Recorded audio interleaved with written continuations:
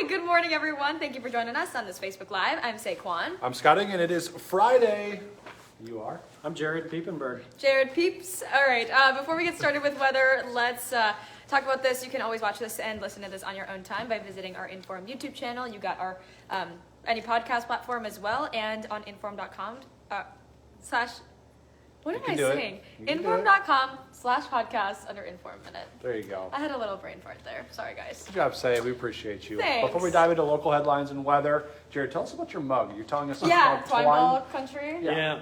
Probably really hard to see, but it says Twine Ball. Wait, are you Country drinking water in there? Yeah, I drink my coffee out of my Yeti. Yeah. And then I like drinking out of a mug, but Why don't you have like a water bottle? I feel like coffee should be in there, and you should drink water out of a water bottle. I don't know. It's just odd that way. I feel like it's so much easier to drink out of a cup. Yeah. So, I don't know. And I have like 1,000 coffee mugs, yeah. so Utilize I'm going them. to use them. Yeah. I have an old school First News one that I use sometimes Oh, too. do you really? Yeah, it's our old logo that Yeah. I have on there. But yeah. So it says Twine Ball Country on it. The world's largest ball of twine made by one person is right next to my hometown. Okay. So if anyone ever comes to visit, I always bring them there, and there's like a little sign-in sheet. It's in this like A sign-in sheet? yeah, it's like a little incredible. mailbox. You can just like open it up and sign in there. But yeah, it's just like encased in this like I love it. glass little gazebo looking thing. But it's huge. It's really big. And So where is this? Darwin, Minnesota. Okay. All right. All right. I think Weird Al mentions it in one of his songs. Really? Oh, wow. I did not know that. A couple claim to fame there, you know. This is the most Peep and Bird conversation I think we've ever Happy had. Friday, John. You have a great weekend, too. Appreciate it. All right. woohoo. Speaking of the weekend, Yeah. the weather is going to be nice for the weekend, Jared. Yep, today not much wind. Tomorrow not much wind. Maybe a little breeze on Sunday, but 20s today, 20s tomorrow. Looks like upper teens on Sunday. Will probably stay fairly cloudy most of the time too. Okay. So just a little bit of sunshine. So take your vitamin D if you need that in the winter here. Well, Scott, you have plans to go skiing this weekend, and Yeah. Jared, you were saying that it's like a perfect Oh, weekend to go It's skiing. gonna be great. Are outdoor you weather. gonna be outside this weekend ice fishing? I am not. Oh, So wife and I expected. have the little one. So Oh, yeah. just kind of absorbs all of our time right now. That'll happen, Yeah. I suppose. Yeah, but someday when it gets bigger, I'm already excited. Like, Aw, That's if fun. he's into ice fishing anyway. Yeah. If he's not, oh well. I'm You're sure gonna he make will him be. into ice fishing. He's got the Peep and Bird genes. Yes. All right. All right. So- Cool. Beautiful weekend shaping up here. All right. Right, I'm gonna walk away. Sounds good. Enjoy your cup of water. Hi, Tammy. Morning. See you, Jared. Thanks, peeps. All right. Right now, we want to get you caught up on some local headlines. We know Fargo police right now are asking for your help in identifying a suspect. Officers say that they're looking for a man who forced his way into some secure buildings without permission. And you can find a picture of him on the Fargo police Facebook page, or on our website, inforum.com as well. He was seen on surveillance cameras in the 1900 block of 32nd Avenue South in Fargo. Think right by Gigi's Playhouse and the Dairy Queen there. And yeah, if you know anything about this or you might have seen this man, you can always contact Fargo Police. Yeah. Meantime, Moorhead police are asking for your help in identifying and finding a missing man. His name is Jason Raidbaugh. He was last seen on Monday in the 1300 block of 2nd Avenue South in Moorhead. Described as a white man, 36 years old, 5 foot 9 inches tall, weighing about 150 pounds or so. His family members say that he has multiple health issues that require continual treatment, so it's important that they find him, locate him. If you have any information about where he could be, call the Red River Regional Dispatch Center. You can find that number just by Googling it, so please keep your eyes out. Yeah. A mom and a baby escaped a house fire in rural Clay County. We're learning that happened about 6 miles south of Glyndon, not far from I-94. Thankfully, the two were not hurt. The cause of the fire is still under investigation right now, but firefighters were fighting that until late in the night. Close to 30 firefighters from Sabin, Elmwood, Dilworth, Glyndon, and Moorhead were all there going back and forth to get some more water to put this thing out. Salvation Army and Barnesville Ambulance were also on standby for support. We now know the name of the man that was involved in that police standoff Oh, yeah. in Mayville, North Dakota. The family of 59-year-old Stephen Valla has confirmed that he was the man who took his own life during that incident at his home. It was a farmstead. Police were serving a search warrant at that time, but they have not released a reason for that search warrant just yet. Valla was known in many circles as a car collector for a very large collection of vehicles that he had, hundreds of different cars. He was even actually featured featured on Rides with Jay Thomas. This was just a few years ago. We actually talked to Thomas, one of our WDAY reporters. That he said Valo was well known for his willingness to have his garage open to anyone, which apparently in the car community is not always the case. Right, yeah. Also, we know that the owner of a South Fargo house that was demolished after being deemed too dangerous to live in, or for anyone to live in for that matter, says he will be now suing the city and rebuilding.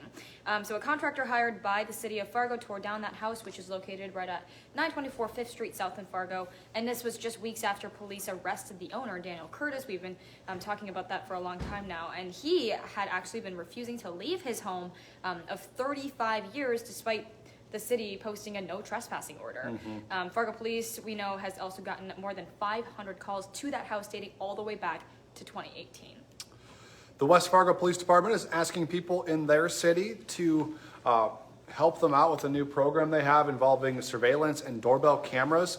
It's something you can join voluntarily, and you just register your security camera into a database by filling out a survey to sign up, and that's going to allow the police there to know where security cameras are in the community and around the city. So when a crime happens near a business or near a home, they know that there's a registered security camera in that area. Then the officers will contact the owner of the camera and request any available footage that they can use to help out with that investigation. Important note, you are not required to share your video if you don't want to, but at least the police then will just know that you're an option. So, but you're not, mandated to by signing up, which is an interesting part of it. Program, Yeah. If you want to register, you can do that easily through the West Fargo Police Department's website. Yeah. Let's talk more at a national level of things. Of course, the big story right now focused on Minnesota, as that bill to protect abortion rights in the state did pass the state house last night, now is on its way to the state senate. So this would significantly broaden abortion and reproductive rights under state law. Of course, this is something that Democrats have been pushing for, forever, as this is a top priority for them. And keep in mind, they now have control of not only the House, but also the Senate. Yeah. So next step is to just get that approval vote from the state Senate. That could happen as soon as next week. So again, this bill would just basically protect Minnesotans to the fundamental right to an abortion, and it would also include, access to fertility treatments and contraception, or at least those things would be protected. It would also ban local governments from imposing any more restrictions on reproductive health care. Of course, again, with Governor Tim Walz, he has previously said if that bill makes its way onto his desk, he will sign off on it. So chances are pretty high, it seems like, in Minnesota right now with the Democratic controlled Senate. Once they sign off on that bill is headed to the governor's desk. All right, new overnight, a scary situation. A gunman who opened fire at an Indiana Walmart is dead after being shot by police. Police say the suspect fired multiple rounds at them, and then the officers fired back, killing the gunman on the scene. At least one other person was injured and taken to a local hospital. We do not know the condition of that person this morning. This all happened just before 10 o'clock last night in Evansville. The name of the shooter, not yet released either, and the motive for the shooting is still unclear, so a lot of unknowns. Yeah. But we do know the shooter's dead. Anytime there's any type of situation like that, of course, very serious, very scary. Only good news, no officers were hurt in that incident. Hot Mike with Dom Izzo, 9 to 11, WDAY Extra, InForum.com. Gosh, I feel like there's a lot to talk about in the sports world. So much. He always has something to talk about in the sports world. And I know that there was a big basketball game last night, NDSU RU. So I'm sure he'll talk about that a little bit this morning. Make sure you go join him on his show. Again, 9 to 11, WDAY Extra, InForum.com. Yeah, the Vikings just fired their defensive coordinator. That too, wow, yeah. Ed Donatel gone, so what are they going to do to fill that role? I know a lot of Vikings fans were very upset with how the defense played this season, and specifically in that last playoff game. So I'm sure that'll be a big talking point. And then we have playoff games coming up this weekend on Saturday and Sunday in the NFL. So plenty to talk about. Yeah. Like Say said, he's going to be talking about this morning. Before we let you go this morning, remember that you can get an all-access pass to InForum.com for 99 cents a month for your first 3 months. You can get access to all those, a lot of sports stories involving Bison and UND, and then you can get a lot of different stuff for local headlines, your weather. So make sure you take advantage of that, folks. Yeah.